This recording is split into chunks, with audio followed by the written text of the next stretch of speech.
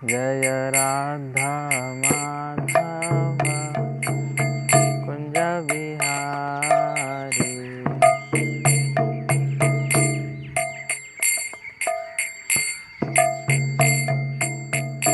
जय गोपी जन वल्लभ गिरवरधारी।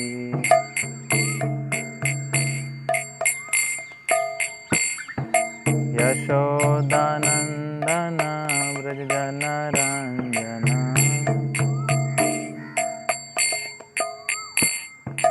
यशोदानंदन ब्रज जन रंजन। यमुना तीरा वनचारी। यमुना तीरा वनचारी। यमुना तीरा वनचारी।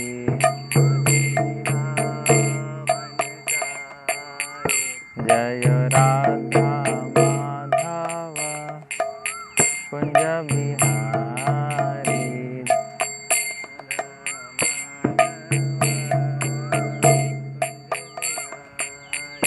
हरे कृष्णा कृष्णा कृष्णा हरे हरे, हरे राम राम राम हरे हरे।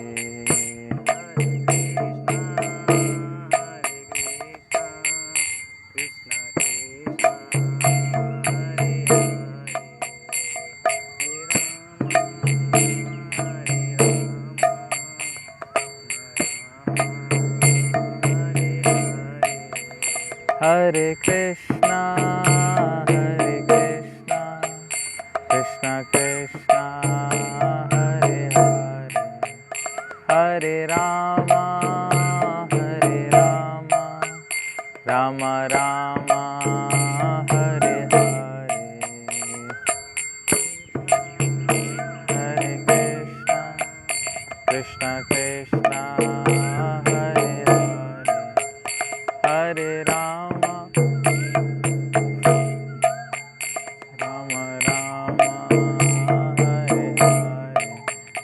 हरे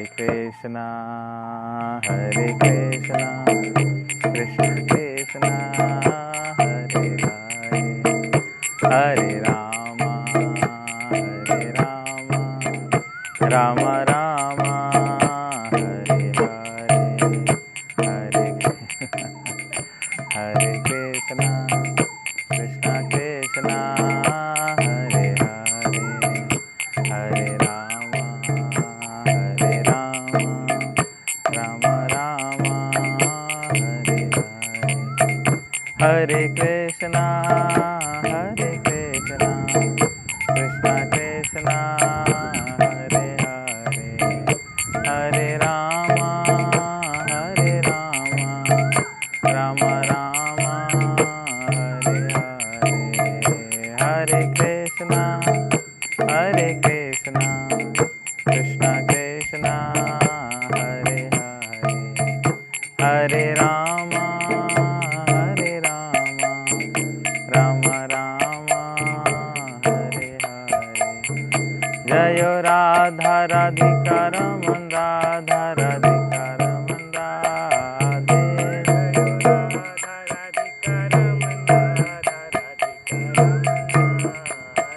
जय कृष्ण बलराम जय कृष्ण बलराम।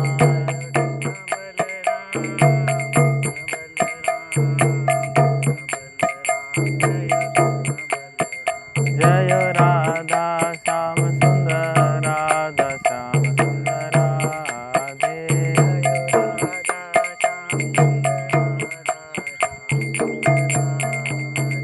जय राधा माधव राधे।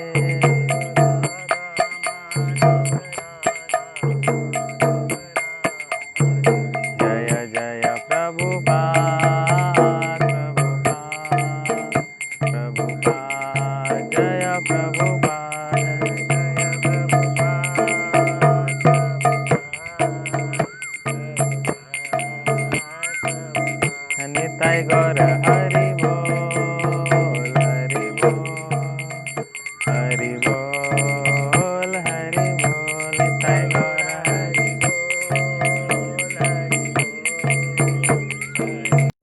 भट्टाचार्य सदस्य Shri Shrimad his divine grace Shri Bhaktidan Swami Srila Prabhupada Maharaj की अनंत कोटि वैष्णव वृंद की प्रेम से कहो जय श्री कृष्ण चैतन्य प्रभु नित्यानंद श्री अद्वैत गदाधर श्रीवासादि गौर भक्तवृंद की श्री श्री राधा कृष्ण गोप गोपीनाथ श्याम कुंड राधा कुंड गिरि गोवर्धन की गंगा माई जमुना माई की विंध्य देवी तुलसी महारानी जी की श्री श्री मथुरा वृंदावन धाम की नवदीप मायापुरी धाम की जगन्नाथपुरी धाम की द्वारकापुरी धाम की श्री श्री राधा माधव की श्री श्री गौर निताई की श्री श्री राधा राधिका रमन कृष्ण बलराम की श्री श्री राधा श्याम सुंदर जी की निताई गौर प्रेमानंदे all glories to the assembled devotees, all glories to the assembled devotees, all glories to assembled devotees, all glories to Sri Sri Guru Anuranga.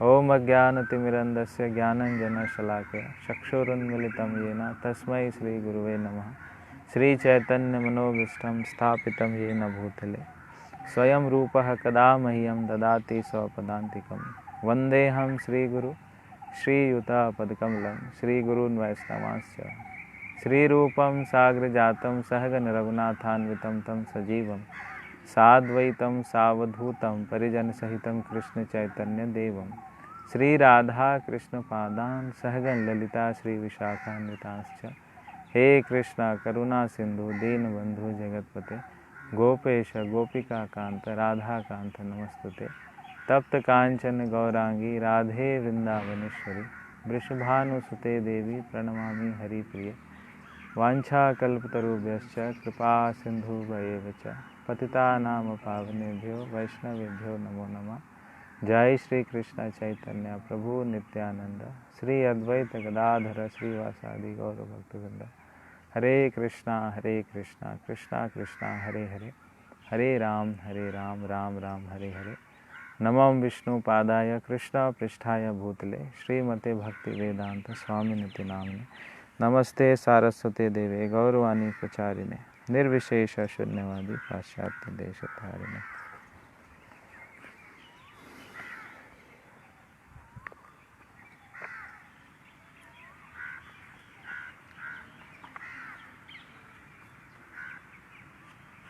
हरे कृष्णा। तो आप सभी का स्वागत है भगवत चर्चा में। तो कल हमने 7वां अध्याय कंप्लीट कर लिया था और आज हम 8th चैप्टर स्टार्ट करेंगे। तो कल के अध्याय में हमने एक एक्सरसाइज दिया था आप सबको कि आप पूरे एक दिन कल से लेकर के आज तक कृष्ण को ढूंढेंगे। कथा कृष्णा कृष्ण किधर है। तो आप में से कितने लोगों ने कृष्ण को ढूंढा और कितने लोगों को कृष्ण मिल गए। तो जिन लोगों ने कृष्ण को ढूंढा वो इसमें हरि हरि का उच्चारण करेंगे कि उन्होंने कैसे ढूंढा, कितनी बार ढूंढा, कहाँ कहाँ ढूंढा और कृष्ण जो है उनको कैसे मिले। तो हरी हरी क्या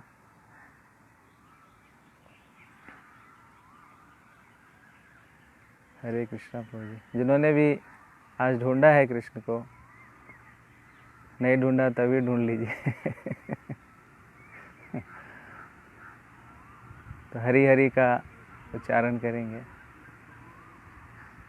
हरी हरी हरी हरी बिंदु हरी हरी। गुड। काफ़ी भक्तों ने ढूंढा है। तो कैसी अनुभूति रही आप सबको ये नया एक्सरसाइज करके। बाबूलाल देव मुरारी हरी हरी, सोनिया जी हरी हरी, प्रिया जी हरी हरी। हर जगह कृष्ण दिखाई दिए। क्या बात है।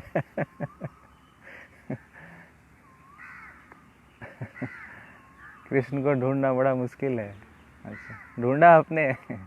मुश्किल तो है ही, लेकिन उसी ढूंढ में एक अलग आनंद की अनुभूति होती है, और सभी जगह हम कृष्ण की अनुभूति कर सकते हैं।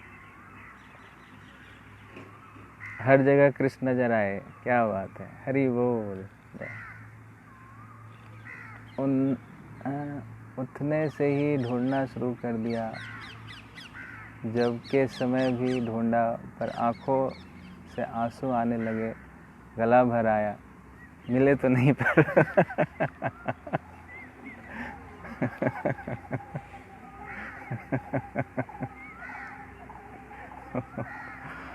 यही है, ऐसे ही वो आते हैं, भाव पहले देंगे धीरे धीरे प्रकट होंगे। तो ये प्रैक्टिस जो है आप कंटिन्यू रखिए, बहुत बढ़िया।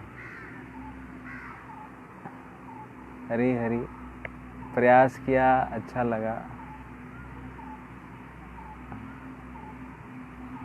हर थोड़ी देर में भूल भी जाते हैं ढूंढना। हाँ, यही बात है, हम बहुत जल्दी भूल जाते हैं।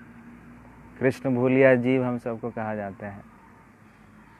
तो कृष्ण भूलिया जीव के कारण ही इस भौतिक जगत में हम फंसे हैं। तो बार बार हमें इसका स्मरण कराना है कि हमें कृष्ण को ढूंढना है। तो आपने प्रयास किया तो और प्रयास करना है इसमें। हरी हरी। घर में वांछा कल्प तरू प्रणाम का नियम बनाने का आज से प्रयास किया। अच्छा, ढूंढना आपने भगवान को है। कृष्ण को किन्होंने ढूंढा? I put the question and get the answer. क्या आपने क्वेश्चन पूछा, आपको आंसर मिला? गुड। हरी हरी। जब अच्छे से नहीं होता है क्या करना चाहिए? जब के तो बहुत सारे तरीके बताए हैं, इसको फॉलो कीजिए।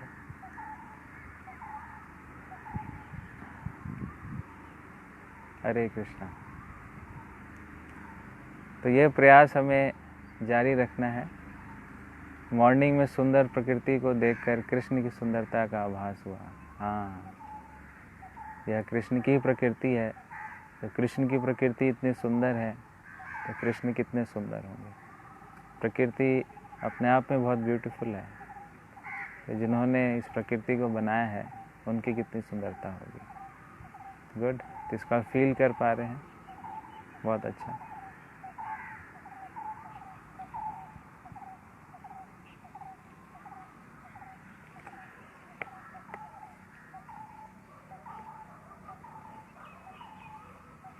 ओके। तो ये कृष्ण का जो ढूंढना है वो हमें कंटिन्यू रखना है। कल भी आपने ढूंढा, आज भी आपको ढूंढना है। आज से लेकर के कल तक और प्रयास कीजिए, कृष्ण कहाँ है। हर एक चीज़ में कृष्ण को देखने का प्रयास कीजिए। खाते वक्त, सोते वक्त, पीते वक्त, प्रकृति को देखते वक्त, कोई चीज़ पढ़ते वक्त, किसी से बातचीत करते वक्त, सदैव सर्वदा। वैष्णव सिद्धांत जो है वो यही है कि हमेशा हमें कृष्ण को ढूंढना है। हरी हरी प्रभु जी। प्रत्यक्ष करने में अनुभूति हुई, जैसे वाटर ड्रिंक करने से पहले हरी हरी बोला, वाटर को टेस्ट भी चेंज हो गया। वाटर का टेस्ट चेंज हो गया या पता चल गया? पहले नहीं पता था। मैंने खीर बनाया, इसमें शुगर डालना भूल गया और बाद में याद आया, तो मैंने सोचा कि आज खीर भगवान जी ने विदाउट शुगर खाई है, तो हम भी ऐसे ही खाएंगे। तो रोज़ उस खीर में एक अलग से टेस्ट था जो आज तक नहीं मिला।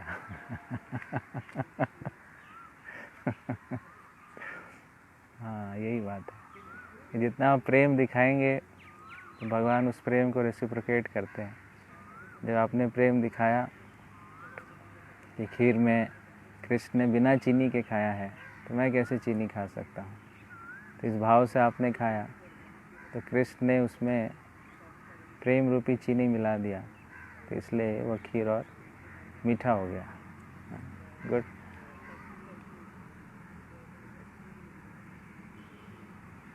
प्रयास किया, कृष्ण को बहुत ढूंढा, अच्छा लगा। Very good. तो इस प्रकार से यह प्रयास हमें जारी रखना है, कंटिन्यू रखना है। और वैष्णव सिद्धांत भी यही कहता है कि हमेशा हमें कृष्ण को ढूंढना है। Always remember Krishna, never forget Krishna, कि हमें कृष्ण का स्मरण हमेशा हो, नित्य हो, और कृष्ण को हम कभी नहीं भूलें। यही जीवन का हमारा लक्ष्य है। तो ये 7वां अध्याय कल हमने समाप्त कर लिया था। आज हम 8वां अध्याय पे चर्चा करेंगे, 8th चैप्टर। तो 8th चैप्टर का जो नाम है वह है अटेनिंग द सुप्रीम।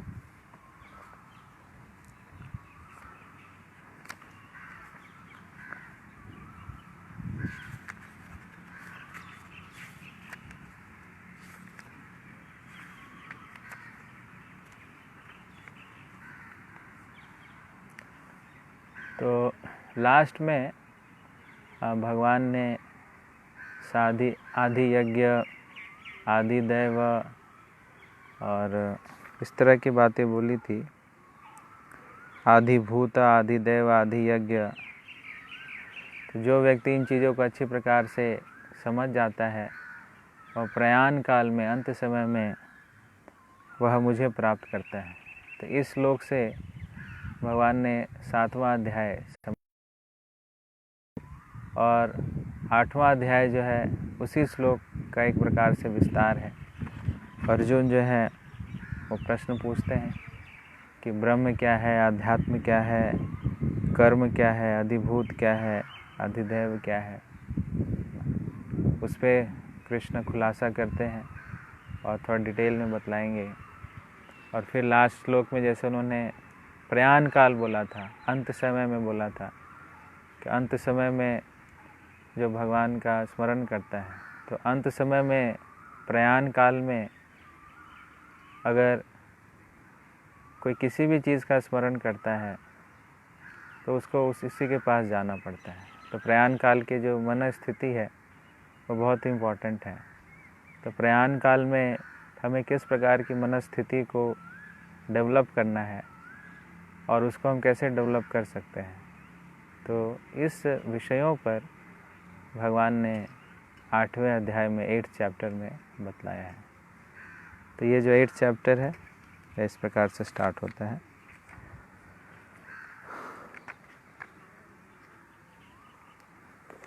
तो आप अपने भगवत गीता खोल सकते हैं।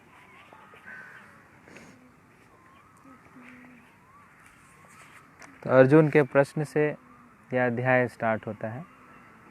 अर्जुनो वाच किम तद ब्रह्म किम अध्यात्म किम कर्म पुरुषोत्तमम पुरुषोत्तम अधिभूतम च किम प्रोक्तम अधिदैवम किमुच्यते। कि वह अर्जुन प्रश्न पूछते हैं कि किम तद ब्रह्मा, कि हे कृष्ण ये ब्रह्म क्या है। किम अध्यात्म, ये अध्यात्म क्या है। आदि आत्म, आत्मन के बारे में, सेल्फ के बारे में, ये सेल्फ क्या चीज़ है। किम कर्म, और ये फ्रूटिटिव एक्टिविटीज़ जो होती हैं, जो कर्म हम करते हैं, ये फ्रूटिटिव एक्टिविटीज़ क्या है। अधिभूतम, कि जो चीज़ हमें दृश्य भौतिक चीज़ें दिखलाई देती हैं, जो मटेरियल मैनिफेस्टेशंस हैं, वह क्या है। च किम प्रोक्तम अधिदैवम किमुच्यते, कि ये जो डेमीगॉड्स हैं, जितने देवी देवता हैं, वो कौन है। तो देवम, आदिदेवम कौन है। प्रोक्तम अधिदैवम किमुच्यते, प्रोक्तम मतलब एक्सप्लेन कीजिए, आप मुझे बतलाइए।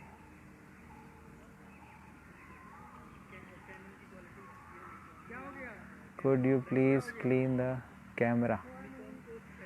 Okay.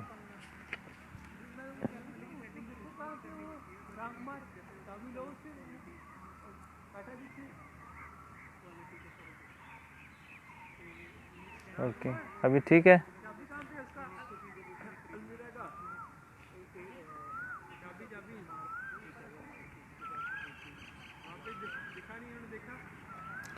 तो ये कुछ प्रश्नों से, अर्जुन के प्रश्नों से यह अध्याय शुरू होता है। क्या प्रश्न थे? ब्रह्म क्या है, सेल्फ क्या है, फ्रूटिव एक्टिविटीज़ क्या है, मटेरियल मैनिफेस्टेशन क्या है, और ये जो डेमी गॉड्स हैं वो कौन है। तो ऐसा उन्होंने एक प्रश्न पूछा, क्योंकि इससे पहले अध्याय में भगवान ने यह थोड़ा एक्सप्लेन किया था, यह थोड़ा बोला था। तो उसी और वो एलेबोरेशन चाहते हैं और उसमें डिटेल्ड एक्सप्लेनेशन चाहते हैं।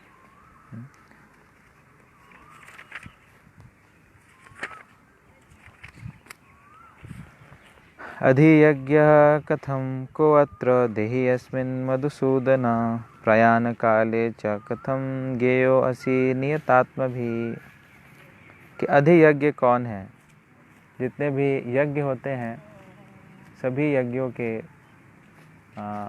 जो मेन बेनिफैक्टर हैं, जिनके लिए यज्ञ किया जाता है, वो कौन है। यहाँ पर यज्ञ का मतलब आप समझिए, जो भी हम गतिविधियाँ करते हैं, तो जो भी हम गतिविधियाँ करते हैं उसके जो मेन भोक्ता है वो कौन है। ऐसा अधियज्ञ। कथम को अत्र देहिनो अस्मिन् मधुसूदन। और हे मधुसूदन, वो किस प्रकार से इस शरीर में रहते हैं, हम सब के साथ वो कैसे रहते हैं। प्रयाण काले च कथम ज्ञेयो असि नियतात्मभिः।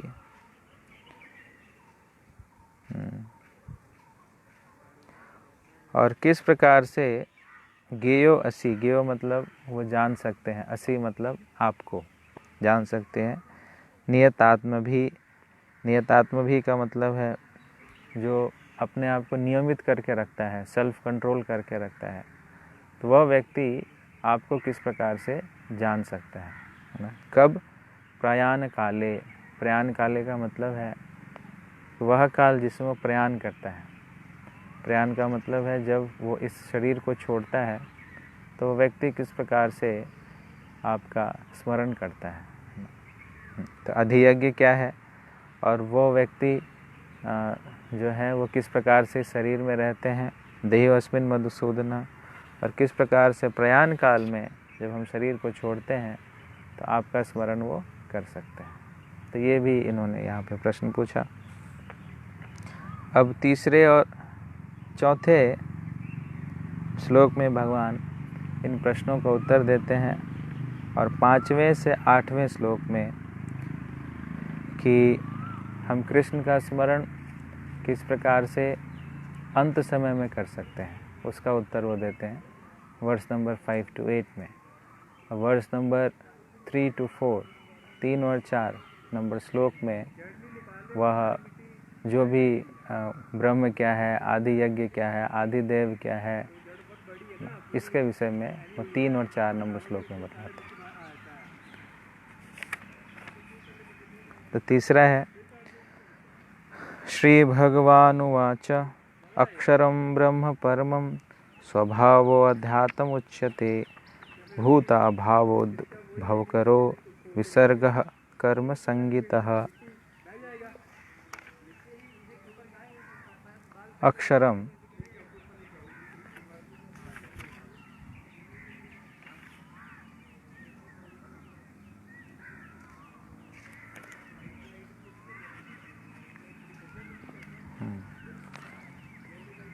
The supreme personality of Godhead said, भगवान ने कहा the indestructible transcendental living entity is called Brahman. तो यह ब्रह्म क्या है? ब्रह्म यहाँ पर जो जीव है उसको कहा गया है।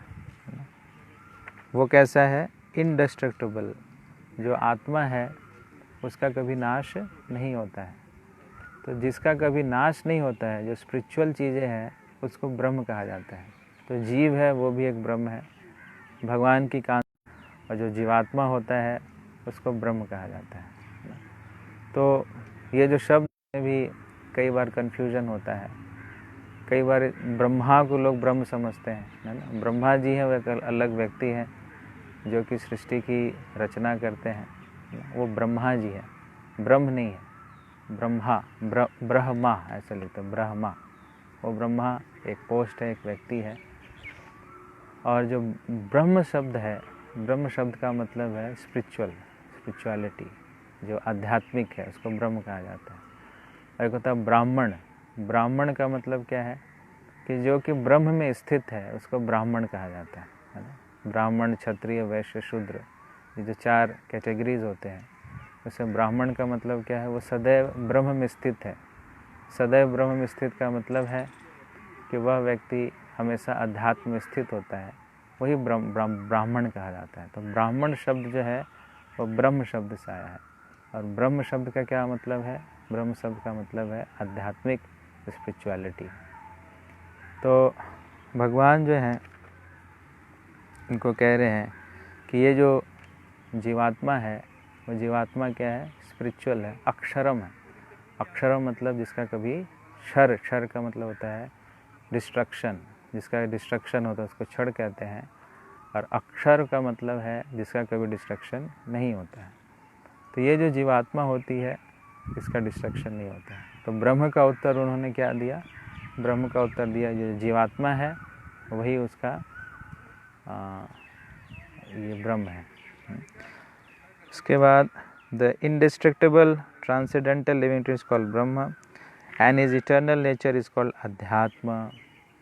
उसका जो इटर्नल नेचर है, उसका जो स्वभाव है, जीव का जो स्वभाव है, वो स्वभाव क्या है जीव का?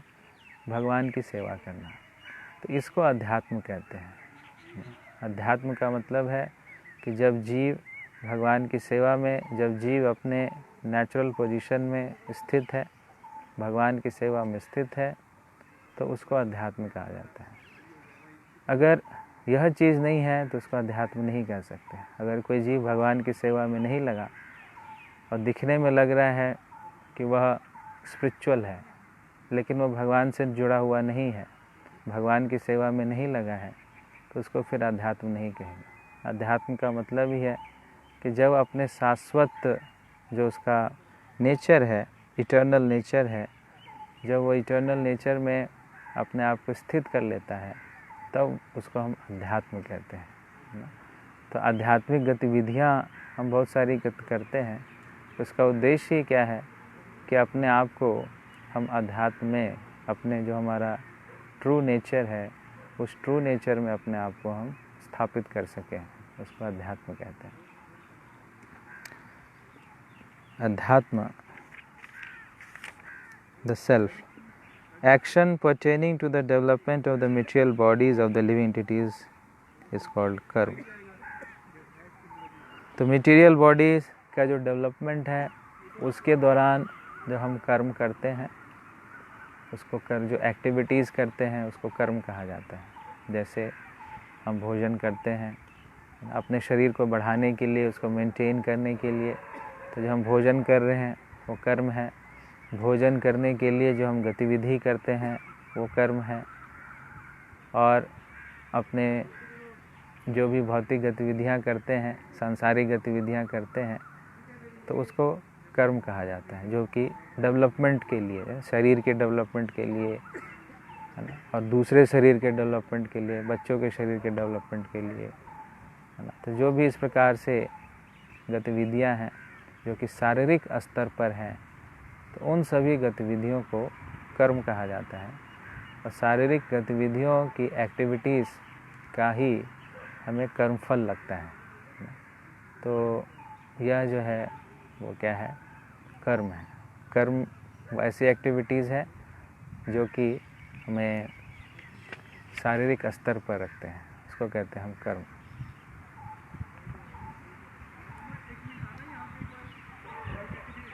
Fruitive activities.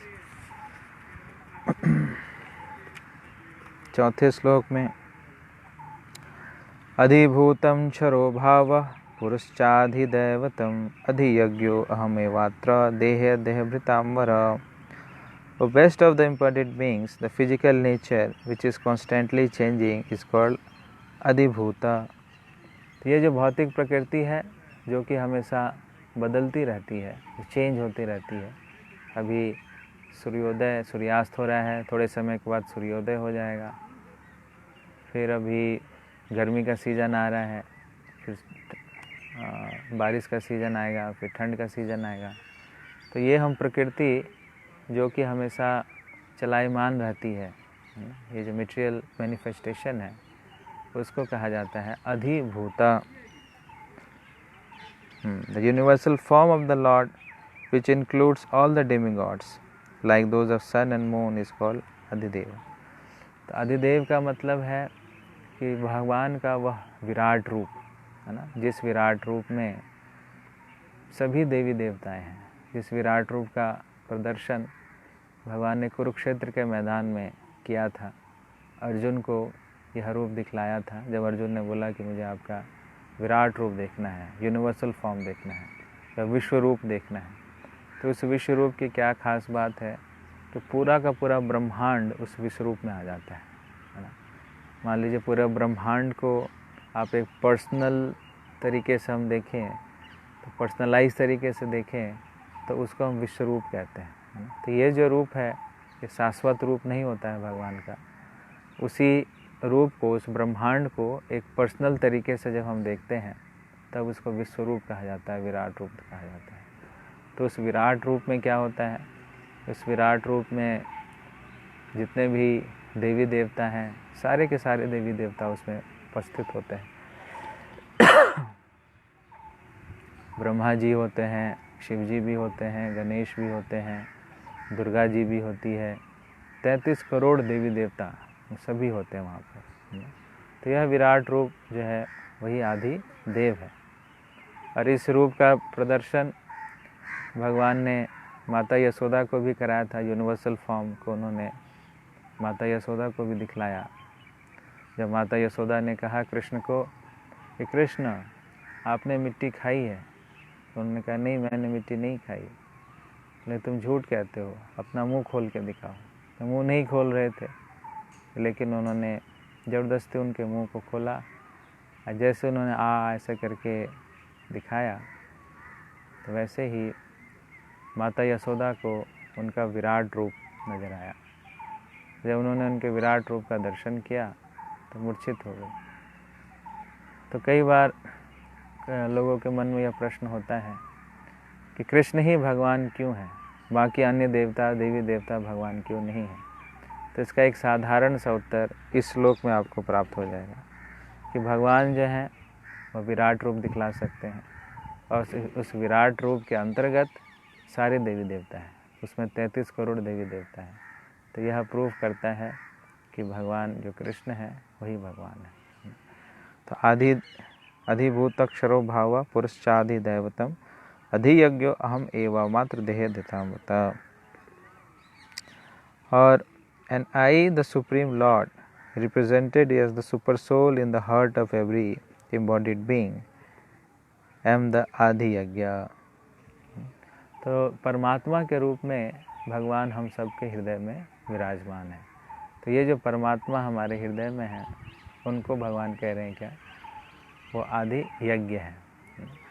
आदि यज्ञ का क्या मतलब कि जो भी हम एक्टिविटीज़ कर रहे हैं उन सभी एक्टिविटीज़ के जो बेनिफैक्टर हैं, जिनके लिए हम करते हैं, वह जो है वह भगवान है। तो परमात्मा हृदय में जो हमारे हैं वो आदि यज्ञ है। जो विश्व रूप है भगवान का वह क्या है, वह आदि देव है। फिर जो मटीरियल मैनिफेस्टेशन जो हमें दिखाई देते हैं वो आधिभूत है। और जो जीवात्मा है वह सेल्फ है। और जो जीवात्मा का वो ब्रह्म है, सेल्फ मतलब ब्रह्म है। और जो जीवात्मा का इटर्नल एक्टिविटीज़ है कृष्ण के प्रति, जो डिवोशनल सर्विस है बेसिकली, वह जो है वह अध्यात्म है। तो यह चौथे नंबर और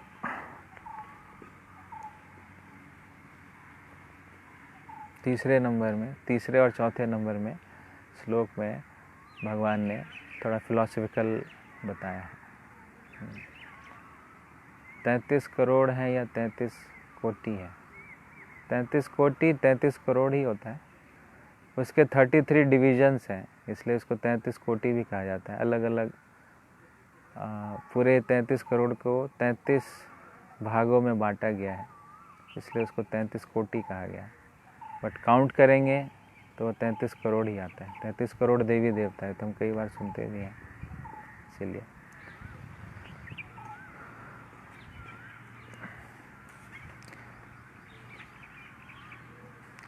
अब जो दूसरा प्रश्न था अर्जुन का कि प्रयाण काल में किस प्रकार से, प्रयाण काले च कथम ज्ञेयो असि नियतात्म भी, कि जब व्यक्ति शरीर को छोड़ेगा तो उस छोड़ते समय वह व्यक्ति किस प्रकार से आपका स्मरण कर सकता है।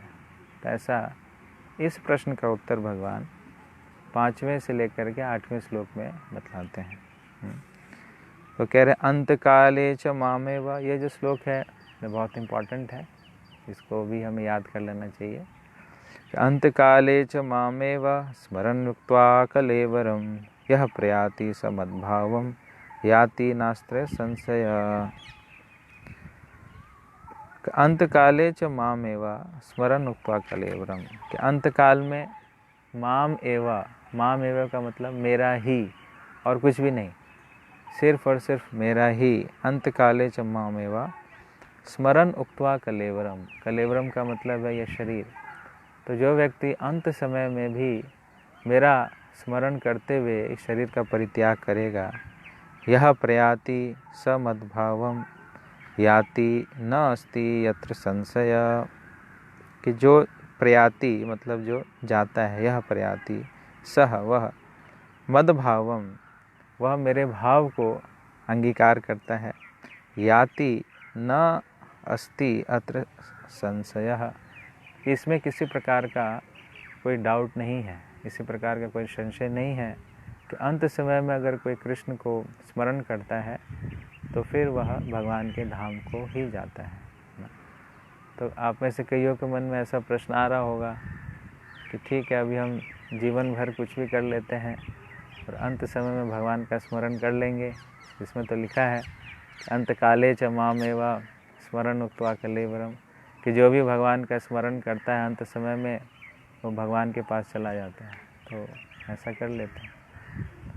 प्रभुपाद जी से भी यही प्रश्न किसी ने पूछा कि Prabhupada ji, suppose anyone thinks, कोई ऐसा सोचता है कि whatever I will do in my whole life, मैं कुछ भी जीवन भर करूं और मरने से पहले हरे कृष्णा बोल दूं तो क्या ये ठीक है?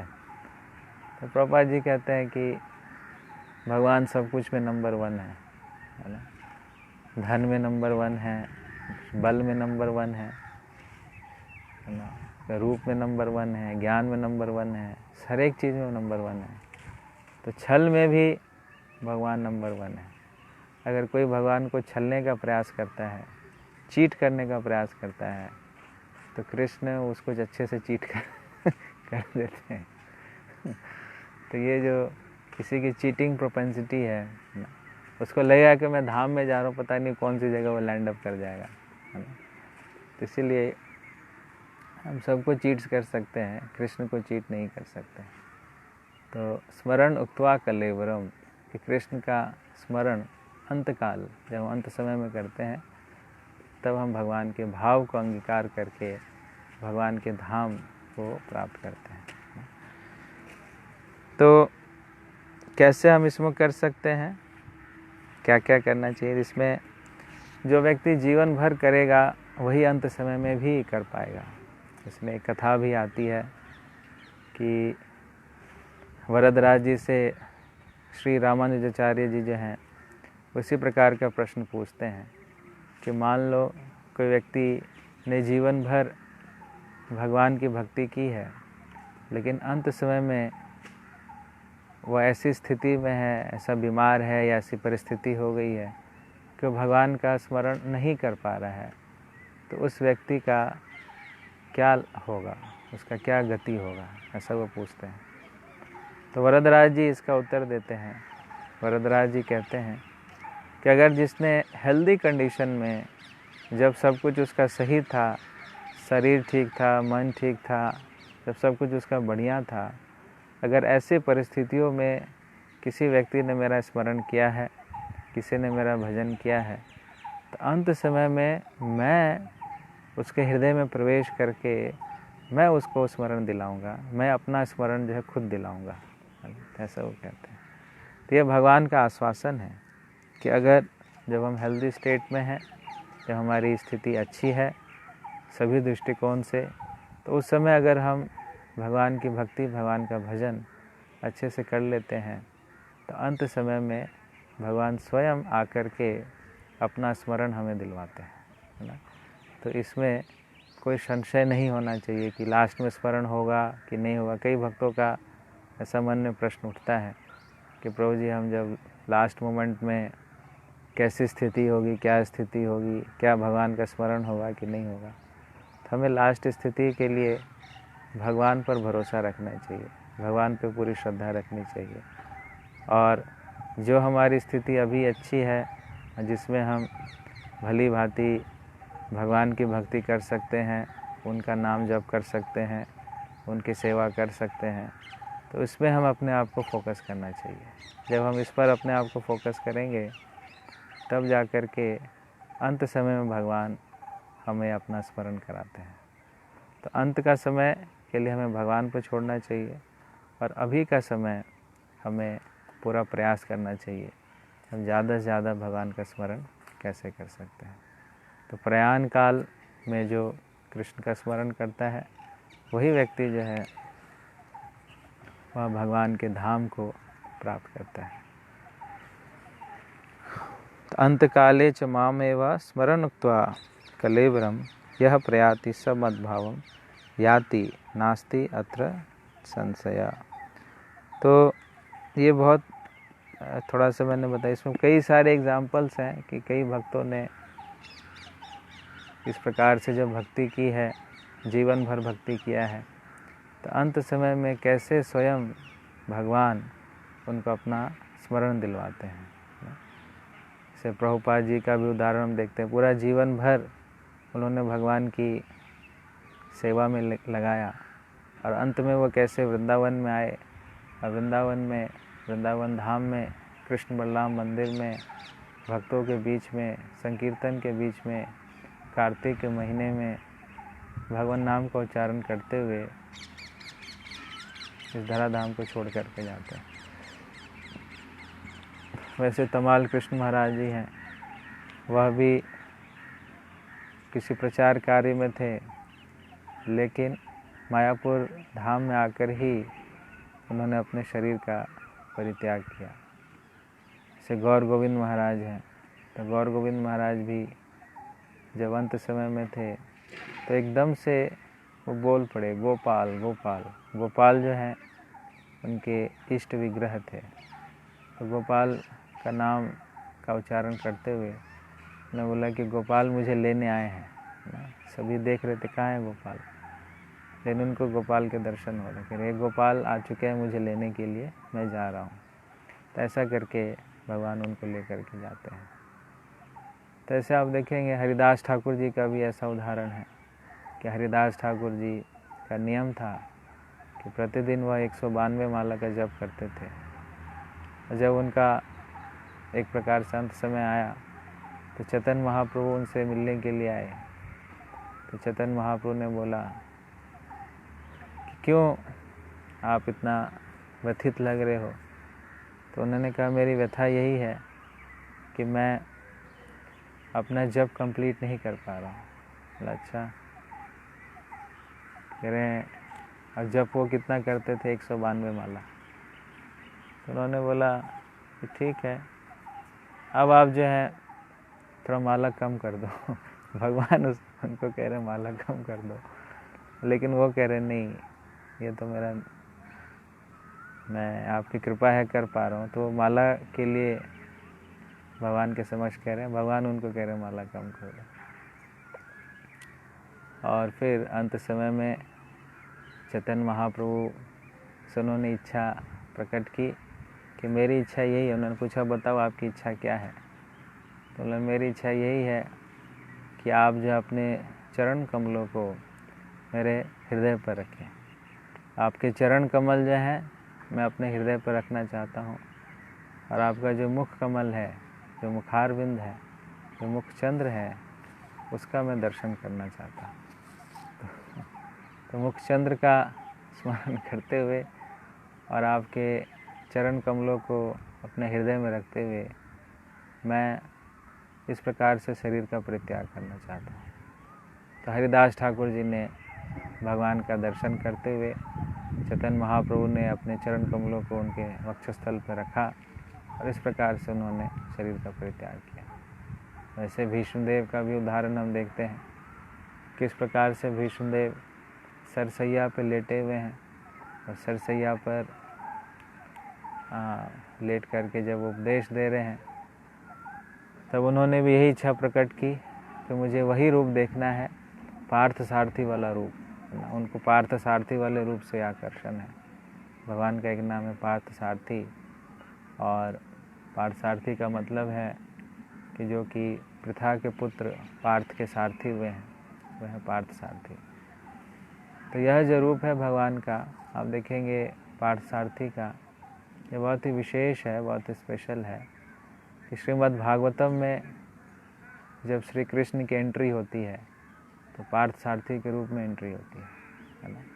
तो 9वें स्कंद में भगवान की एंट्री हो रही है तो पार्थ सारथी के रूप में 9वें अध्याय में, तो पार्थ सारथी के रूप में भगवान की एंट्री होती है।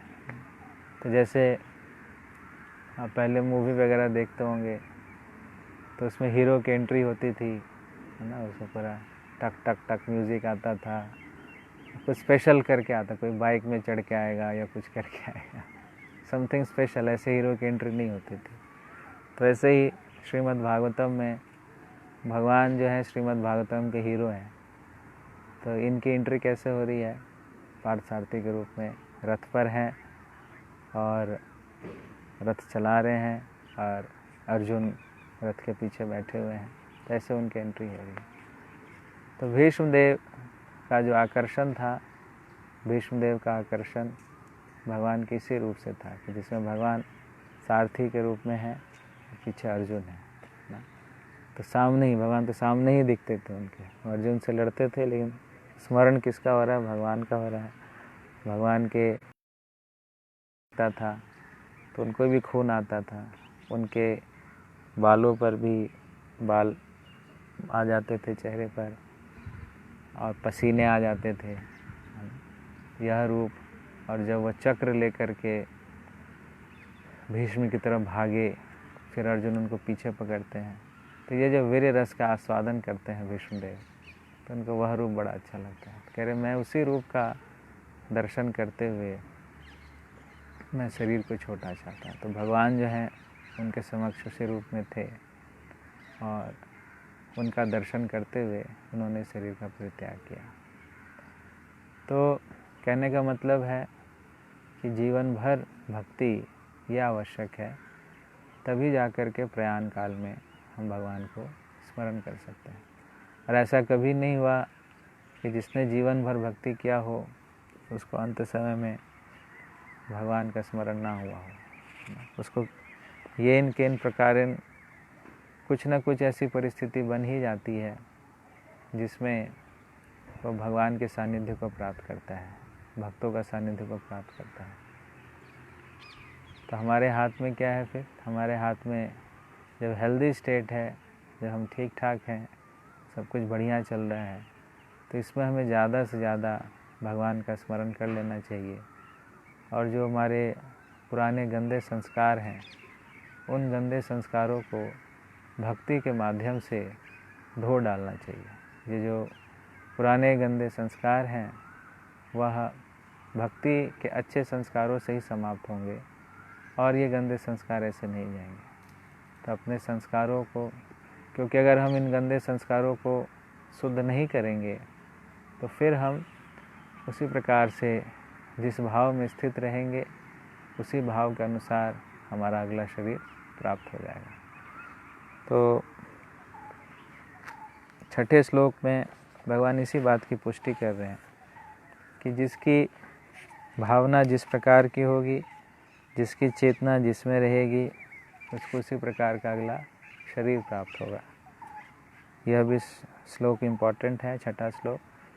यम यम वापि स्मरण भावम तजति अंत कलेवरम तम तमेवैति कौन्तेय सदा तद्भाव भावितः। Whatever state of being one remembers when he quits his body, a son of Kunti, that state he will attain without fail. कि जिन जिन भावों को हम अंगीकार करते हैं उसी भाव के अनुसार हमें अगला शरीर प्राप्त होता है।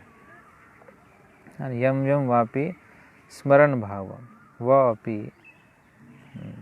तजति अंत कलेवरम तम तम एव एति कौन्तेय सदा मद्भाव भावित। अगर किसी की भावना है, भौतिक इच्छाएं हैं, तो उसी प्रकार से उसको अगला शरीर भी उसी प्रकार से उसको प्राप्त होता है। तो यह जो हम गतिविधियां करते हैं उसके अनुसार ही हमारे संस्कार बनते हैं, इम्प्रेशंस बनते हैं। तो किस गतिविधि को करना है और किस गतिविधि को नहीं करना है, ये बहुत इम्पोर्टेंट है। ऐसा नहीं कि कोई भी गतिविधि हम करें और उसका कोई संस्कार हमारे ऊपर नहीं पड़ता है, नहीं। हर एक गतिविधि के बाद उसका एक इम्प्रेशन हमारे ऊपर छपता है। तो इस इम्प्रेशन को हमें पॉजिटिव इम्प्रेशन या स्पिरिचुअल इम्प्रेशन बनाना है, तभी जा कर के हम स्पिरिचुअल नेचर को अटेन कर पाएंगे। स्पिरिचुअल नेचर को अटेन करने के लिए हमें स्पिरिचुअल इम्प्रेशंस अपने चित्त के ऊपर स्पिरिचुअल इम्प्रेशंस छापने पड़ेंगे। अगर मटेरियल इम्प्रेशंस हैं तो हमें फिर इसी मटेरियल वर्ल्ड में, भौतिक जगत में ही रहना पड़ेगा। इसी मटेरियल इम्प्रेशंस के कारण, अपनी भौतिक इच्छाओं को पूर्ति करने के कारण हम बारंबार जो है हमें नाना प्रकार के भौतिक शरीर प्राप्त होते हैं। तो ये जो भौतिक शरीर भी प्राप्त होता है, ये हमारी भौतिक इच्छाओं के कारण ही प्राप्त होता है। यहाँ पे जितने लोग हैं, जिन जो शरीरधारी जीव हैं, उनका मूल कारण है उनकी भौतिक इच्छाएं। तो भौतिक इच्छाओं के कारण ही हमें एक भौतिक शरीर प्राप्त होता है। और भगवान ने 84 लाख योनियाँ बनाई हैं, 84 लाख स्पेसीज ऑफ लाइफ। हर एक स्पेसीज़ में स्पेशलिटी होती है, उसकी जो इच्छा होती है उसके अनुसार, और उसने जैसे कर्म किए होते हैं उसके अनुसार उस शरीर की उसकी प्राप्ति होती है। प्रभुपाद जी इसमें एक बड़ा अच्छा उदाहरण देते हैं कि मान लीजिए कोई व्यक्ति है और उसको अपने घर से बहुत आसक्ति है, उस घर को वो नहीं छोड़ना चाहता है, लेकिन उसके कर्म ऐसे हैं कि उसको मनुष्य शरीर प्राप्त नहीं होगा। तो इसलिए उसकी चूँकि इच्छा है उस घर में आने की, इसलिए वो पुनः उसी घर में आएगा, लेकिन किस रूप में आएगा? एक कॉकरोच के रूप में या एक चूहे के रूप में आ जाएगा, क्योंकि उसका ऐसा इतना अच्छा कर्म नहीं है कि वह जो है मनुष्य देह को प्राप्त कर सके। तो इसलिए ये दोनों चीज़ें देखी जाती हैं कि हमारी इच्छा क्या है और हमारे कर्म कैसे हैं। तो इन दोनों चीज़ों को हमें प्यूरिफाई करना होता है। तो इच्छा, भौतिक इच्छा से आध्यात्मिक इच्छा होनी चाहिए, और आध्यात्मिक इच्छा के साथ साथ जो हमारा कर्म है वो कर्म में क्या होना चाहिए? स्पिरिचुअल एक्टिविटीज़ होनी चाहिए। जब स्पिरिचुअल एक्टिविटीज़ होंगी, स्पिरिचुअल डिज़ायर्स होंगी, तब जा कर के हमें स्पिरिचुअल बॉडी प्राप्त होगा। अगर मटीरियल डिज़ायर्स हैं, मटीरियल एक्टिविटीज़ हैं, तो हमें फिर ये मटीरियल बॉडी प्राप्त होगी, और ये मनुष्य जीवन और 84 लाख योनियों में हमें फिर भटकना पड़ता है। तो इसलिए वो कह रहे हैं यम यम वापि स्मरण भावम तजति अंत कलेवरम। जिस जिस भाव से हम अपने अंत समय में आते हैं, अपने अंत समय में जैसा मेंटल स्टेट को प्राप्त करते हैं, तो उस हिसाब से हमें अगला शरीर प्राप्त होता है। तो ये बहुत बड़ा साइंस है, इसको हमें इग्नोर नहीं करना चाहिए। और यही हमारे लिए टेस्ट है। जीवन का टेस्ट क्या है? मृत्यु, है ना। और जीवन किस लिए मिला है? मृत्यु के टेस्ट को पास करने के लिए। मृत्यु का टेस्ट फेल करने का मतलब है कि पुनः इस भौतिक जगत में आना। मृत्यु का टेस्ट को पास करने का मतलब है कि दोबारा से इस भौतिक जगत में नहीं आना, जिसमें नाना प्रकार के कष्ट हैं, क्लेश हैं, दुख हैं, सफरिंग्स हैं। इसको हम भली भांति जान चुके हैं कि यह जो जगत है यह दुखों का जगत है, यह दुखालयम अशाश्वतम है, और हम में से कोई भी व्यक्ति इसमें कंफर्टेबल नहीं रहता है। तो इसलिए अपने इम्प्रेशंस को इस प्रकार से मजबूत बनाना है, प्यूरिफाई करना है अपने एक्टिविटीज़ को, अपने डिज़ायर्स को। क्वेश्चंस आ गए क्या? हरे कृष्णा। भक्ति में आने के बाद भी निम्न योनि में जाना पड़ सकता है अगर हम प्रोग्रेस नहीं कर पाए, बट हमने प्रयास किया। नहीं, भक्ति में आने के बाद तो कम से कम मनुष्य जीवन तो हमें प्राप्त हो ही जाता है ना, ताकि जहाँ पे हमने भक्ति छोड़ी है वहाँ से हमें भक्ति शुरुआत करनी पड़ती है। हमने पिछले अध्याय में यह चर्चा किया था कि पिछले से पिछले अध्याय में, छठे अध्याय में अर्जुन ने भी यही प्रश्न पूछा था कि मान लीजिए कोई योगी ऐसा है जो अपनी भौतिक इच्छाओं को, अपने मन को संयमित नहीं कर पाया और वह सक्सेसफुल नहीं हो पाया, तो उसकी स्थिति क्या होगी? क्या उसकी स्थिति बादलों की तरह छिन्न भिन्न हो जाएगी या उसकी स्थिति क्या होगी? तो इसके उत्तर में भगवान ने कहा कि नहीं, ऐसा नहीं है। वो उच्चतर लोकों में जाएगा, वहाँ पे अच्छे प्रकार से अपने क्रेडिट्स को एग्जॉस्ट करते हुए फिर वो इस भौतिक इसमें आएगा, मनुष्य देह में आएगा। और कैसे घर में आएगा? सुचिनाम श्रीमताम गेहे। सुचिनाम का मतलब है अच्छे ब्राह्मण परिवार में, वैष्णव परिवार में जो सूची का मतलब जो शुद्ध रहते हैं उनके यहाँ। श्रीमताम का मतलब जिनके पास खाने पीने की प्रॉब्लम नहीं है, मतलब वो बहुत ही कंफर्टेबली भक्ति कर सकता है। तो फिर हमें दोबारा मौका दिया जाता है कि हमने जहाँ पर भक्ति छोड़ी है वहाँ से हमारी भक्ति फिर से स्टार्ट हो जाए। तो यह उनके लिए है जो कि इस प्रोसेस को कंप्लीट नहीं कर पाते हैं।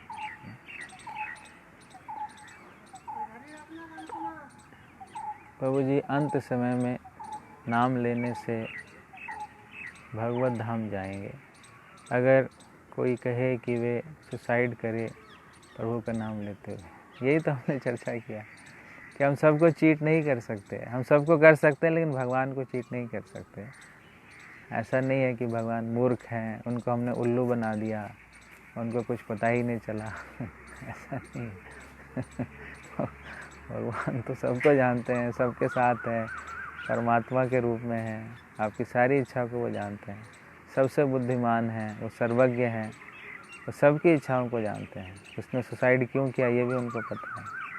तो जिसने सुसाइड किया उसको तो भूत बनना पड़ता है, तो भूत की योनि में थोड़ा घूमेगा फिरेगा, फिर जाके उसको कोई योनि प्राप्त होगी।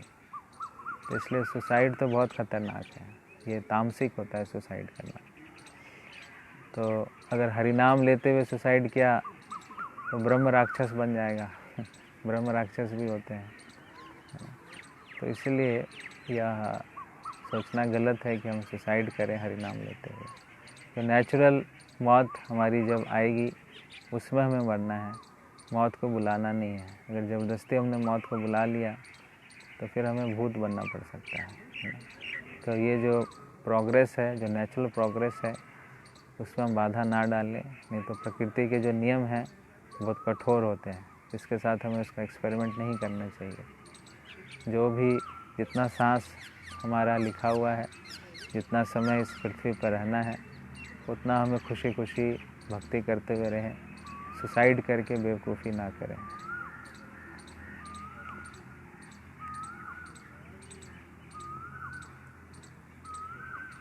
कहते हैं कि आत्मा को किसी भी तरह मारा नहीं जा सकता।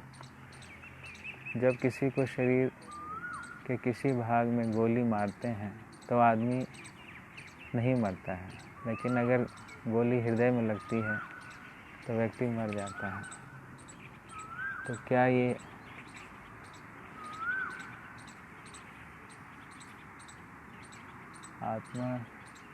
क्या ये नहीं समझना चाहिए कि गोली के कारण आत्मा ने शरीर छोड़ दिया? अर्थात अगर आत्मा जहाँ स्थित है यानी हृदय में प्रहार करने पर आत्मा शरीर छोड़ चली जाती है। अर्थात मनुष्य जब चाहे आत्मा को शरीर से बाहर निकाल सकता है। पर ये क्यों कहते हैं कि जन्म और मृत्यु भगवान के हाथ में है? हाँ, तो इसने वो गलती किया है कि अपने गोली मार करके उसने सुसाइड कर लिया तो उसकी सज़ा उसको मिलती है ना। अगर अपने हाथ में जो चीज़ें नहीं हैं हम उसके साथ छेड़छाड़ करते हैं, सुसाइड करते हैं, खुद से अपने हृदय में गोली लगा करके मार देते हैं जबकि आपको मरना नहीं है उस समय, तो इसको सुसाइड कहा जाता है। तो सुसाइड के कारण फिर उसको सज़ा मिलती है, भूत की योनि में उसको फिर जाना पड़ता है। लेकिन अगर आपका लिखाई है कि आपको गोली लग करके मरना है और किसी ने आपको गोली मार दी, रास्ते चल रहे गोली आपकी लग गई है, आपका उसमें कोई इन्वॉल्वमेंट नहीं है, तो फिर इस स्थिति में आपको सज़ा नहीं मिलती है। और ये जो गोली मान लो यहाँ पे लगती है तो क्यों व्यक्ति मर जाता है?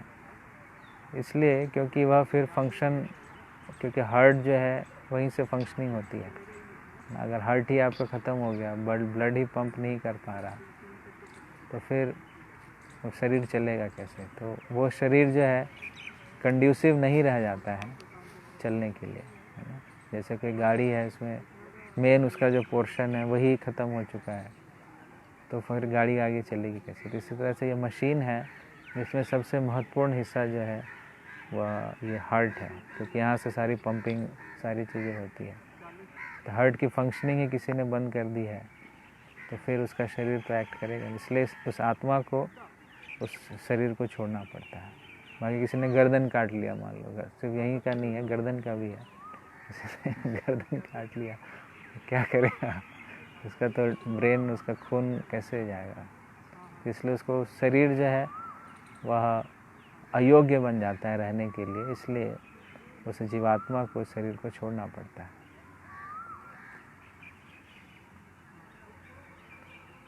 भक्ति में आने के बाद नियम योनि में नहीं आते तो भरत महाराज हिरण बने, लेकिन अंत में सिमरन किया हिरण का तो हिरण बने। लेकिन वो जो हिरण बने बहुत स्पेशल हिरण थे, और वह हिरण को सब कुछ याद था। आप देखेंगे किसी जानवर को अपना पुराना जन्म कहाँ याद रहता है, लेकिन वो जो हिरण था उसको पूरा याद था कि मैं पिछले जन्म में क्या था। और फिर वो नॉर्मल हिरणों के साथ नहीं रहता था, उसने सोच लिया था कि मैंने बहुत भारी गलती की थी, अब मैं दोबारा से ये गलती नहीं करूँगा। मैं अपने आप को साधु संतों के बीच में ही रखूँगा, जहाँ पे साधु संत रहते हैं उन्हीं के आसपास वो मंडराता रहता था, उनके कथाओं को सुनता रहता था। तो हिरण जो है वो डिवोटी हिरण था, वो साधारण हिरण नहीं था। और उसने श्रवणम कीर्तनम खूब किया जब हिरण के शरीर में था, उसको सब कुछ याद था। और फिर थोड़ी सी भक्ति उसकी जहाँ रह गई थी उसको उसने कंप्लीट किया। कैसे कंप्लीट किया? फिर से वह एक ब्राह्मण कुल में उनका जन्म हुआ और उनको सब कुछ याद था। इससे पहले वह हिरण की योनि में थे, उससे पहले वो राजा थे, भरत महाराज थे, तो उनको सब कुछ याद था। और फिर उन्होंने ठान लिया कि अब से मुझे वो दोबारा गलती नहीं करनी है कि भौतिक आकर्षण और इसके चक्कर में फंस गया था। अब मुझे भौतिकता से बिल्कुल भी लेना देना नहीं है, अब मैं बिल्कुल इसमें इन्वॉल्व नहीं होऊंगा, अपने आप को पूर्ण रूप से भगवान की सेवा में ही लगाऊंगा। इस प्रकार का दृढ़ संकल्प करके उन्होंने किया। तो जो उन्होंने भक्ति की थी भगवान की, उसका उनको लाभ प्राप्त हुआ।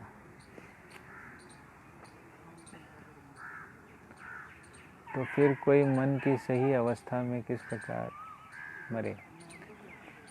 तो पहले जीना सीखे जीना सीखे। वो मरने की चिंता भगवान कह रहे हैं, जैसे हमने चर्चा किया अभी, कि आप जीते जी भक्ति कर लो, मरते समय भगवान आपको याद दिला देंगे। अगर जीते जी हम भक्ति ठीक से नहीं करेंगे तो फिर अंत समय में हम एक्सपेक्ट भी क्यों करें कि भगवान आए हमें बचा लें। भगवान ने जब कहा कि जब तुम ठीक हो, तुम्हारी स्थिति अच्छी है, तुम अच्छा बोल पाते हो, अच्छा सो पाते हो, खा पाते हो, बॉडी फिट है, तो उस समय में तुम अच्छे से भक्ति करो। लेकिन इस चीज़ को लोग इग्नोर करते हैं, चाहते हैं कि हम यहाँ भी इग्नोर करें, अंत समय में धाम में चले जाएं, तो इतना आसान नहीं होता है। उसकी थोड़ी कीमत चुकानी पड़ती है। उसकी कीमत क्या है कि जब हम हेल्दी हों, ठीक ठाक हों, शरीर अच्छा है, तब अच्छे से हम कृष्णा कॉन्शियसनेस की एक्टिविटीज़ को फॉलो करें। फिर अंत समय में भगवान इसकी गारंटी लेते हैं कि मैं उस व्यक्ति को स्मरण दिला देता हूँ, मैं उस व्यक्ति का जो चेतना है उसमें मैं प्रवेश करके मैं अपना स्मरण करवाता हूँ, क्योंकि हमारे साथ तो परमात्मा है ही। तो परमात्मा जो है हमें हेल्प करते हैं उनका स्मरण कराने के लिए।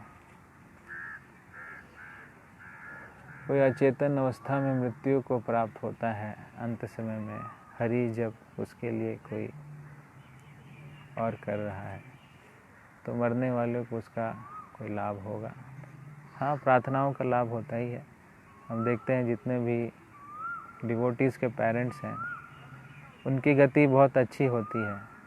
वह अपने आप से ही आप देखेंगे वो भगवान का स्मरण उनको होने लगता है, क्योंकि डिवोटीज़ के लिए, उनके पेरेंट्स के लिए भगवान खुद उनको हेल्प करते हैं। जैसे प्रहलाद महाराज को भी नरसिंहदेव भगवान ने कहा कि तुम मुझसे जुड़े हुए जितने लोग हैं ये तो तुम्हारा पिता ही है, तुम्हारा दादाजी 14 जनरेशन है, उनको भी मैं अपना स्मरण करवाऊँगा। तो कहने का क्या मतलब है कि अगर हम भक्त बन जाते हैं अच्छे, तो माता पिता और इस प्रकार के जो लोग हैं उनका भी लाभ होता है। तो मान लीजिए कौमा में है, किसी भी स्थिति में है, लेकिन है तो भगवान के साथ ही, परमात्मा के साथ ही। तो अगर आप उनके लिए प्रार्थना करते हैं तो भगवान उस प्रार्थना को सुनते हैं। तो आप प्रार्थना कीजिए उनके लिए।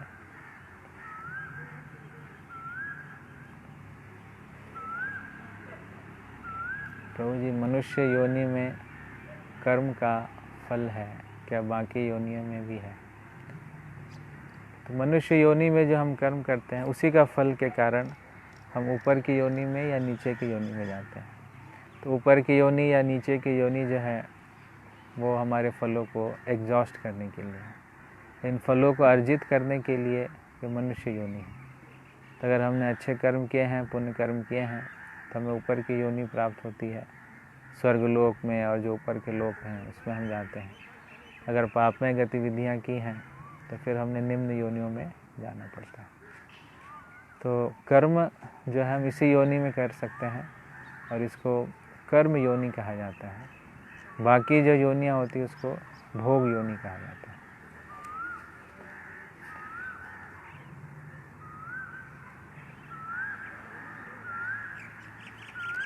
प्रभु जी, नाम जप करते हुए हमें कैसे पता चले कि कृष्ण एंड राधा हमारे जीव पर नृत्य कर रहे हैं? धन्यवाद। हाँ, पहले तो नाम को सुने, आप अच्छे से सुनने का प्रयास करें। देखिए, आप जितना जितना शुद्ध होंगे तब इस प्रकार से फीलिंग्स आएंगी। अशुद्ध अवस्था में फीलिंग्स नहीं आती। तो अपने आप को शुद्ध करने का प्रयास करें। शुद्ध का मतलब क्या है कि हमने बहुत सारी एक्टिविटीज़ बताई थी, पता नहीं कितने लोग फॉलो कर रहे हैं, नहीं कर रहे।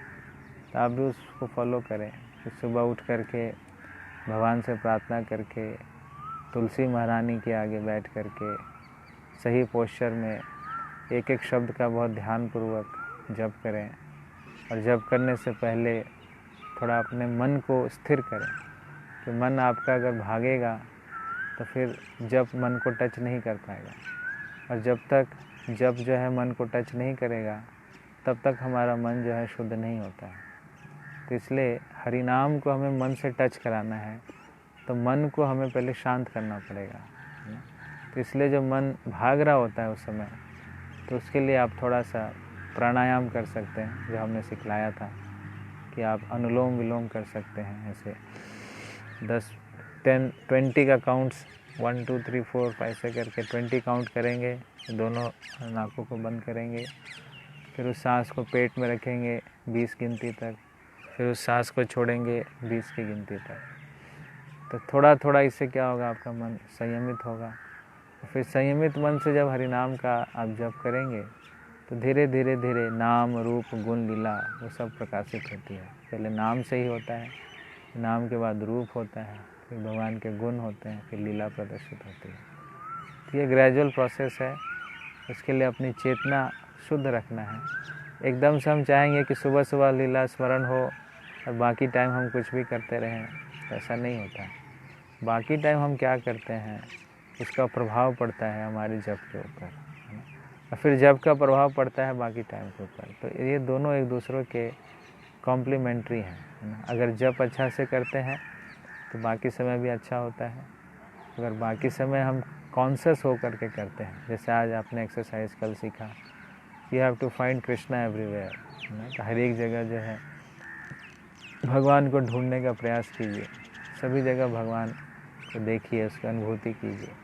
जब इस प्रकार की अनुभूति आप करेंगे तब जप बड़ा अच्छा होगा, तब जप में भी भगवान की अनुभूति होगी। अगर आपने सभी जगह भगवान की अनुभूति अन्य समय में किया है तो जप में तो और अच्छे से होगा। इसलिए ये प्रैक्टिस जो है सिर्फ 2 घंटे की प्रैक्टिस नहीं है, ये 24 आवर है। तेसाम सतत युक्ता नाम भजताम प्रीतिपूर्वकम। तो ये सतत है, नित्य सा है, तो इसको हमें नित्य करने का प्रयास करना चाहिए, ना कि वो करने का थोड़े थोड़े समय में करने का।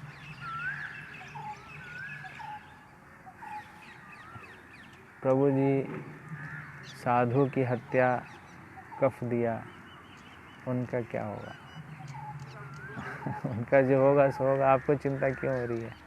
आप अपना काम कीजिए, जिसको देखना है वो देख रहे हैं। अगर आप उनकी चिंता करेंगे तो आपको भी उसी तरह बनना पड़ेगा। यम यम वापि स्मरण भावम तजति अंत कलेवरम। ये सोशल मीडिया के कारण लोगों के ऊपर बहुत ज़्यादा, कोई भी नेगेटिव न्यूज़ होती है इतना ज़्यादा उसको फैला देते हैं। ठीक है, जिसका जो कार्य है, अगर आप पुलिस में हैं, आर्मी में हैं, तो पकड़िए उसको, शूट कीजिए। अगर नहीं है तो फिर फालतू का इतना टेंशन मत लीजिए, अपना कीमती समय जो है बर्बाद मत कीजिए इन चक्रों में।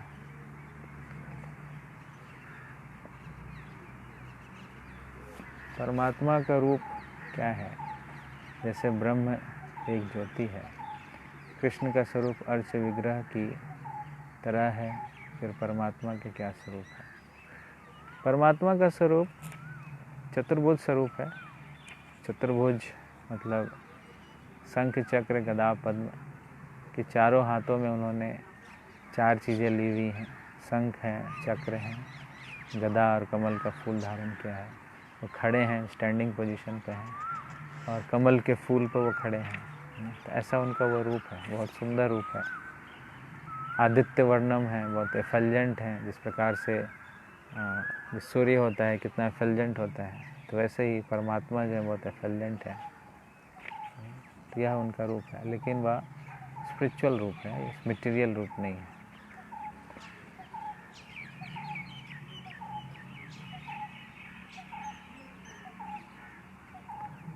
सेवन 7.30 में अधिभूत का मीनिंग जगत का नियामक है, बट 8.4 में अधिभूत का मीनिंग भौतिक जगत है। हाँ, तो मोरलेस एक भौतिक जगत ही है, कॉस्मिक मैनिफेस्टेशन है, उसी को अधिभूत कहा गया है। तो उसके जो कंट्रोलर है वह भगवान है। तो मोरलेस दोनों एक ही मतलब है, मटेरियल मैनिफेस्टेशन इसका आप समझिए, और उसके जो पीछे हैं वो भगवान है।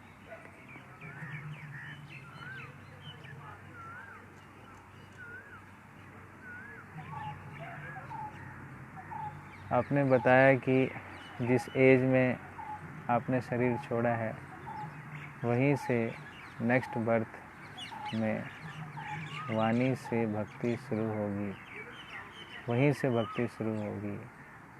तो प्रभु जी अगर कोई 60 की एज में शरीर छोड़ेगा, नहीं ऐसा मैंने नहीं बोला, जिस एज में, जिस कॉन्शसनेस में उसने भक्ति छोड़ी है ना, वहाँ से, एज की बात नहीं की है मैंने।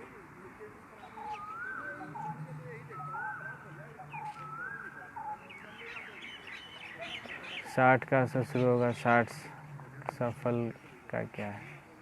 60 से नहीं होगा, बच्चा ही बनेगा वो। 60 साल का पैदा कभी नहीं होता है, तो बच्चा बन के ही आएगा। लेकिन उसके जैसे संस्कार हैं उसी संस्कारों के अनुसार वो आएगा। इसलिए हम देखते हैं कोई बच्चा बचपन से ही गुस्सैल स्वभाव का होता है, है ना। कोई बच्चा बहुत शांत स्वभाव का होता है, कोई बच्चा भक्ति को बहुत जल्दी एक्सेप्ट करता है, कोई बच्चा भक्ति से दूर भागता है। तो ये कैसे हो रहा है? अलग अलग लोगों की अलग अलग प्रवृत्तियाँ क्यों हो रही हैं? उनके जो पिछले संस्कार हैं उसके कारण ऐसा हो रहा है। तो जैसा हमने अपनी चेतना, अपनी कॉन्शसनेस, अपने संस्कार डेवलप कर लिए हैं, उसी अनुसार जो है हम अगले जीवन में प्राप्त होता है, वहीं से वो स्टार्ट होता है।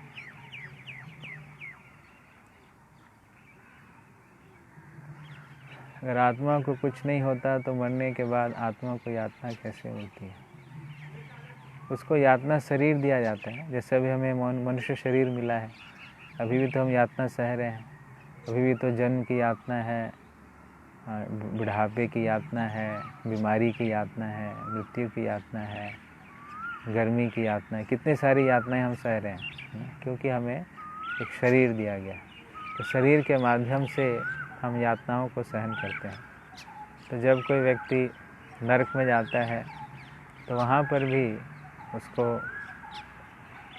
कष्ट जो मिलते हैं, तो कष्ट देने के लिए उनको यातना शरीर दिया जाता है। आत्मा को भगवान ने क्यों बनाया? क्यों बनाया?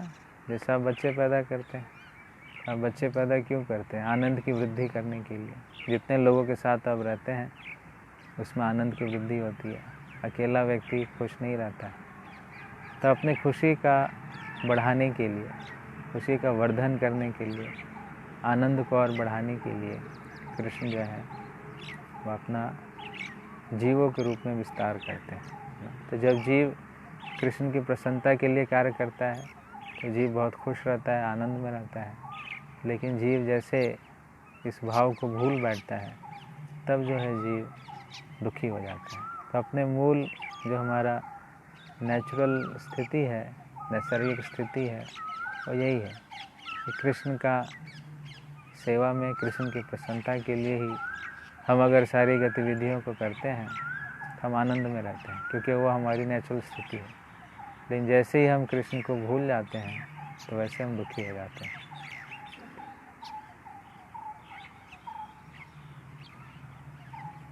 प्रभु जी, शुद्ध भक्ति अवस्था क्या है? शुद्ध भक्ति है जिसमें कोई मिलावट नहीं है, उसको कहते हैं शुद्ध। जैसे शुद्ध गाय का दूध, उसमें कोई मिलावट नहीं है। शुद्ध देसी घी, इसमें कोई मिलावट नहीं है। वैसे शुद्ध भक्ति, इसमें कोई मिश्रण नहीं है, केवल कृष्ण भक्ति है, कृष्ण के लिए ही उसका सर्वस्व है और किसी के लिए नहीं है। तो इसको कहते हैं शुद्ध भक्ति। उसको हमेशा कृष्ण ही चाहिए और कोई नहीं चाहिए, कृष्ण की ही सेवा चाहिए, कृष्ण ही उसका प्राण है, कृष्ण ही उसका जीवन है। इसको कहते हैं शुद्ध भक्ति। और जहाँ मिलावट आ गया, ये भी है, ये भी है, ये भी है, तो इसको कहते हैं मिश्रित भक्ति। इसमें मिलावट आ गया। हर जीव में हर जगह भगवान को देखने का प्रयास आनंद भी देता है। शुद्ध नहीं है इसलिए बनावटी भी लगता है, स्वाद नहीं दिखता है। हाँ, शुद्ध हो जाएगा कर कर के। प्रभुपाद जी इसमें कहते थे आपको अभ्यास करना है। जैसे बच्चों को स्कूल जाने की आदत नहीं होती है, फिर भी हम उसको स्कूल भेजते हैं। ऐसा तो नहीं बोलते हैं अभी नेचुरल नहीं हो रहा है इसका स्कूल जाना तो स्कूल मत भेजो, तो नहीं अच्छा लगता है, फिर भी हम उसको करते हैं ताकि धीरे धीरे वो नेचुरल हो जाए। तो है तो हमारे लिए भक्ति नेचुरल ही, लेकिन भौतिक संसर्ग के कारण इस नेचुरल अवस्था को हम भूल चुके हैं। तो प्रैक्टिस से ही यह पुनः स्थापित होता है। इसलिए इसको कहा जाता है साधना भक्ति, डिवोशनल सर्विस इन प्रैक्टिस। तो ये अभ्यास हम कर रहे हैं ताकि हम अपने जो मूल स्थिति है कृष्ण की सेवा, कृष्ण की प्रसन्नता, उसमें हम पुनः स्थापित हो सकें।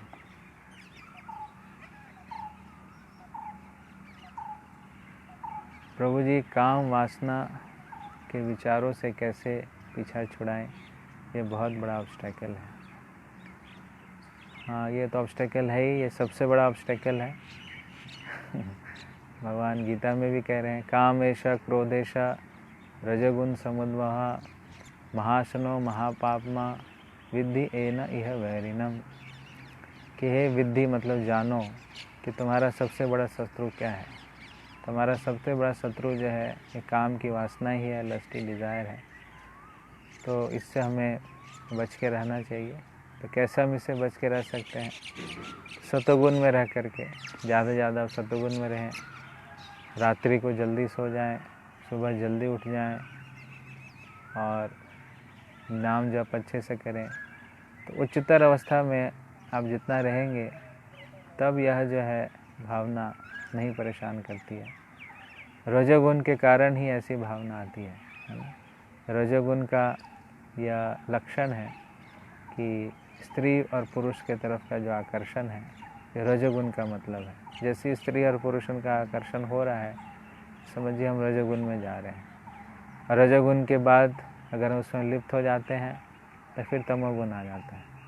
तमोगुण में फिर कुछ नहीं पता चलता है क्या सही है क्या गलत है, वो डार्कनेस हो जाता है। इस अंधकार में कुछ भी नहीं पता चलता है कि क्या सही है क्या गलत है, सब एक जैसा दिखता है। इसलिए जो व्यक्ति काम में लिप्त हो जाता है उसको सही और गलत का पता नहीं चल पाता है। इसलिए इसको कहा गया है महाशनो महापापमा। अशन का मतलब है अग्नि। ये बहुत बड़ी अग्नि है जिसमें इस अग्नि सब कुछ जला करके राख कर देती है। वैसे हमारे अच्छे अच्छे क्वालिटीज़ को, अच्छे अच्छे गुणों को ये भस्मीभूत कर देती है। तो महाशनो महापापमा, यह जो है बहुत पापमय है और हमें नाना प्रकार के पाप की गतिविधियों में लगाती है, जिसके कारण हमें दुख प्राप्त होता है। तो जब आप अपने आप को ज्ञान में स्थित रखेंगे यह कितना बड़ा शत्रु है। कृष्ण भी इसको अपना शत्रु कहते हैं कि कृष्ण भी इसको डिक्लेयर करते हैं कि हम सबका सबसे बड़ा जो शत्रु है वह यही है।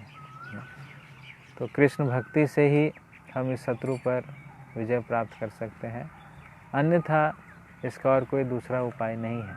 भक्ति ही ऐसा एक माध्यम है जिसमें हम काम से मुक्त हो सकते हैं, काम से रहित हो सकते हैं।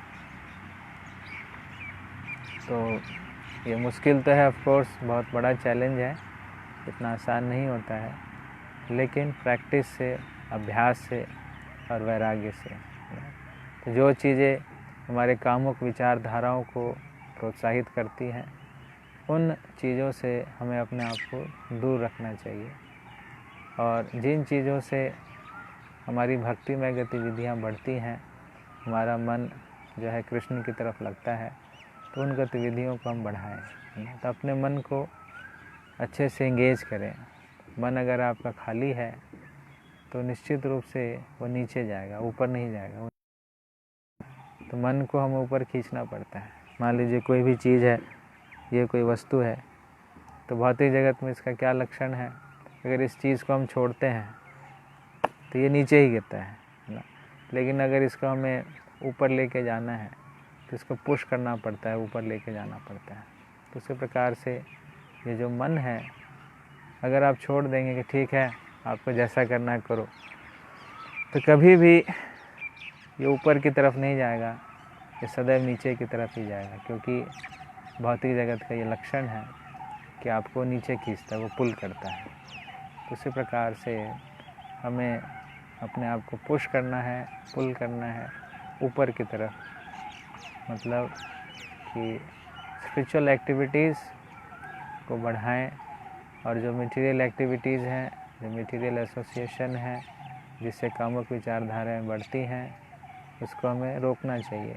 खास करके आजकल सोशल मीडिया पे बहुत ज़्यादा आप देखेंगे इस प्रकार के कंटेंट हैं जो कि हमारे कामुक विचारधाराओं को प्रोत्साहित करते हैं। तो उस चीज़ को हमें अवॉइड करना चाहिए, जिसकी कोई ज़रूरत नहीं है, जिससे हम बहुत जल्दी मोहित हो जाते हैं और तमोगुण में रजोगुण में आ जाते हैं। तो ऐसी चीज़ों का संग कीजिए जिससे हम ज़्यादा से ज़्यादा भगवान की तरफ अपने मन को लगा सकें। आपका मन भगवान की तरफ लगा है तो ऐसे विचार आने से भी आप इस पर एक्ट नहीं करेंगे। विचार तो आएंगे लेकिन आप उसको सहन करने की शक्ति प्राप्त होगी। ऐसा नहीं है कि विचार नहीं आएंगे, विचार आते हैं। कब तक ऐसे विचार आएंगे? शरीर के प्राक शरीर विमोक्षणात्, भगवान भी कहते हैं प्राक शरीर विमोक्षणात्। जब तक आपका ये शरीर है तो इसमें आपका रजोगुण भी है, तो ये रजोगुण जो आपको खींचेगा बारंबार।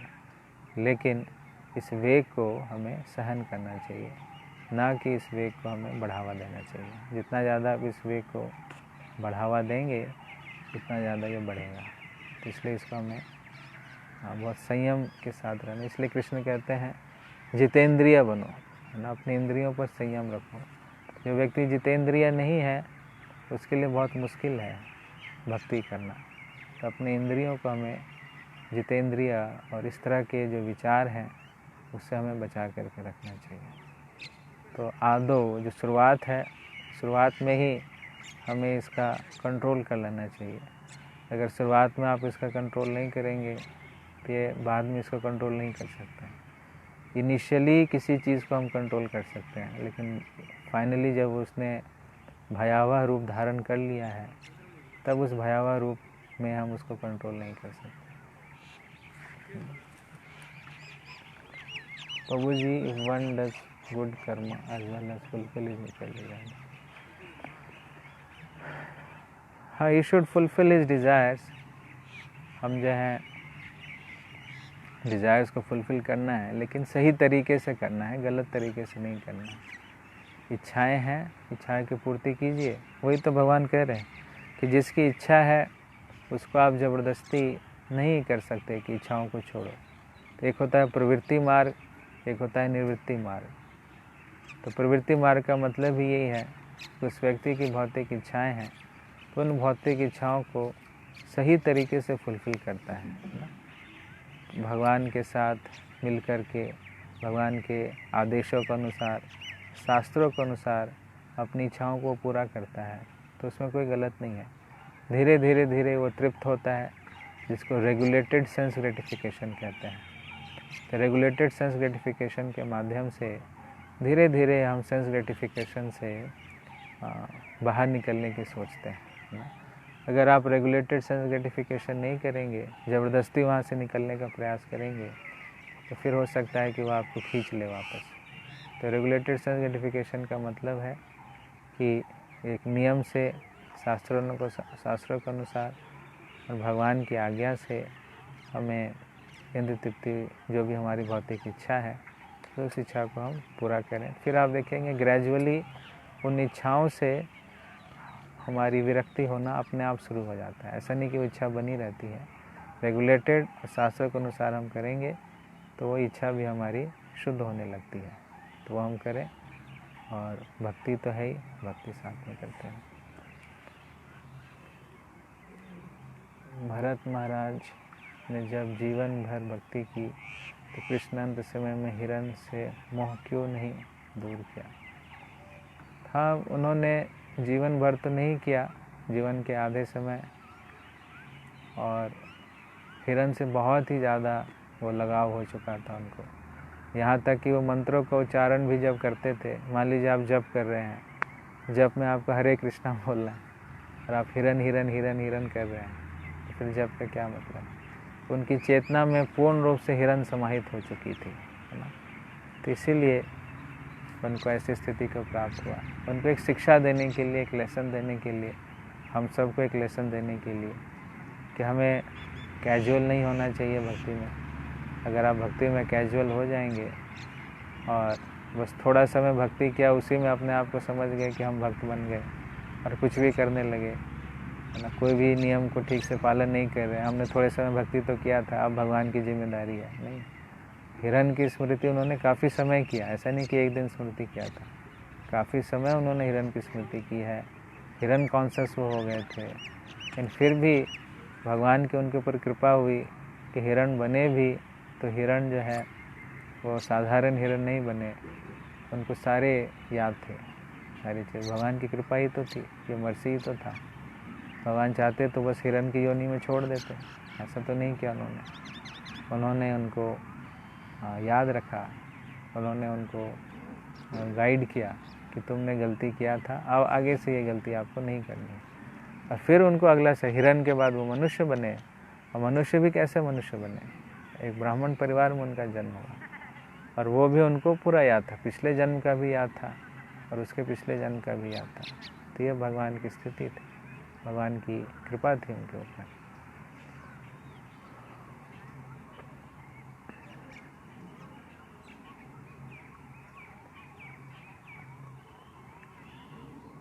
भक्ति का स्टेज,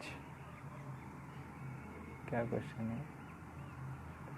क्या सोच कर्म शरीर ही यातना शरीर है? सूक्ष्म शरीर ही यातना शरीर नहीं, सूक्ष्म शरीर से भी यातना आती है, दोनों। ये तो है ही, जो ग्रॉस बॉडी है ये भी आत्मा है, सूक्ष्म शरीर है वो ईगो के कारण हमें कितना कष्ट होता है, मन के कारण हमें कितना कष्ट होता है ना, तो वो तो सूक्ष्म शरीर ही है। तो जब हम स्पिरिचुअल बॉडी मिलती है तब जो है वो ये मटेरियल माइंड, मटेरियल इंटेलिजेंस नहीं रहता है, वो सब स्पिरिचुअल हो जाता है। तो जो भी मटेरियल चीज़ें हैं वो हमारे दुख का कारण होती है। अब जहाँ भी मटेरियल अटैचमेंट्स रखेंगे वो आपका दुख का कारण बनेगा। तो भौतिकता ही दुख का मूल कारण है और स्पिरिचुअलिटी ही हमारे वास्तविक स्वरूप का कारण है, वास्तविक आनंद का कारण है। तो सटल बॉडी भी एक प्रकार से आप यातना समझ सकते हैं, और ग्रॉस तो है ही।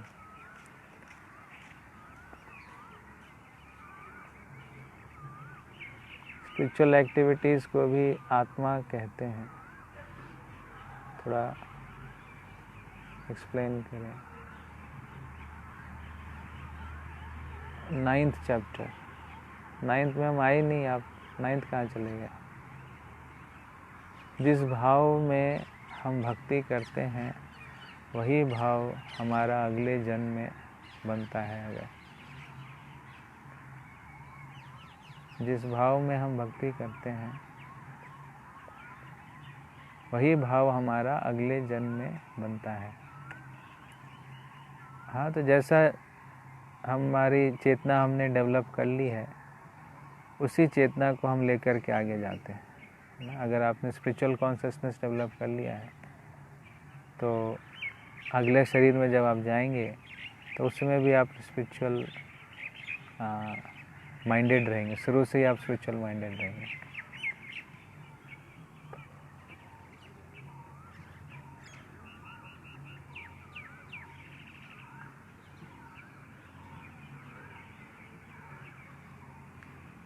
प्रभु जी लक्ष्मण और भरत दोनों राम के भगत हैं, बट दोनों का नेचर डिफरेंट है। तो राम को कैसे भगत प्रिय है? राम को लक्ष्मण भी प्रिय है, भरत भी प्रिय है। ऐसा नहीं है कि लक्ष्मण ज़्यादा प्रिय है, भरत कम प्रिय है, दोनों प्रिय हैं। तो सबका स्वभाव अलग अलग होता है।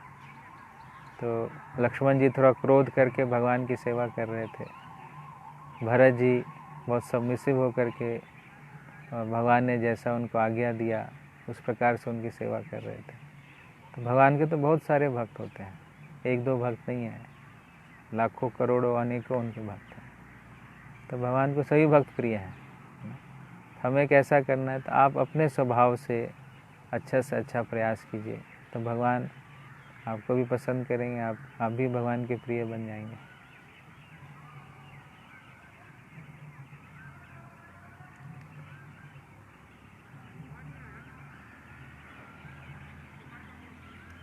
भगवान के साथ हमारी 5 तरह के संबंध हैं।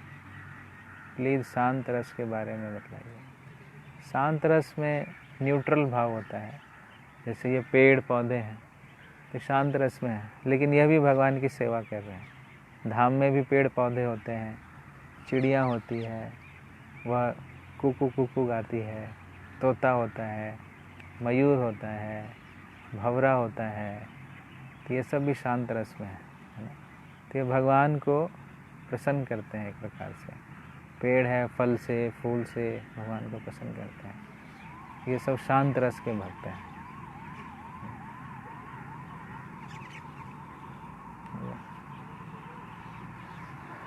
ठीक है, तो आप सबका धन्यवाद। तो आपको एक्सरसाइज क्या करनी है आज? एक एक्सरसाइज तो आपको ये करनी है कि आपको जो कल की एक्सरसाइज थी कि आपको कृष्ण को ढूंढना है सभी जगह कि कृष्ण कहाँ है, कोথায় कृष्ण, इसको कंटिन्यू करना है।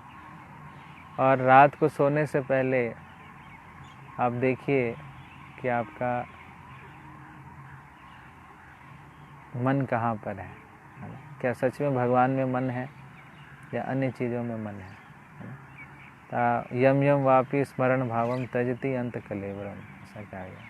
तो मान लीजिए आज रात की आपकी मृत्यु होती है, तो किस प्रकार का भाव आपने अंगीकार किया हुआ है, तो उसको चेक कीजिए कि हमने क्या कृष्ण के स्वभाव को अंगीकार किया है या फिर हमने भौतिक स्वभाव को अंगीकार किया है ना।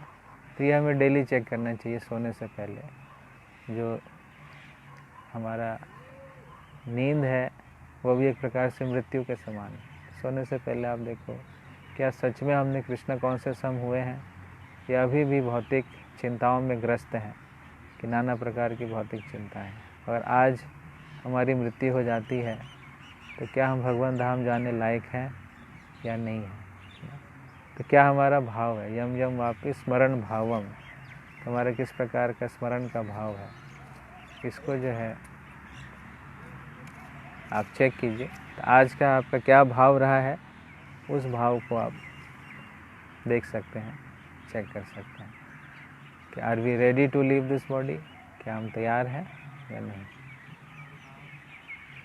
हरे कृष्णा। जगत गुरु शिल प्रभुपाद की, अनंत कोटि वैष्णव वृंद की, श्रीमद् भगवद गीता की, निताय गौर प्रेमानंद।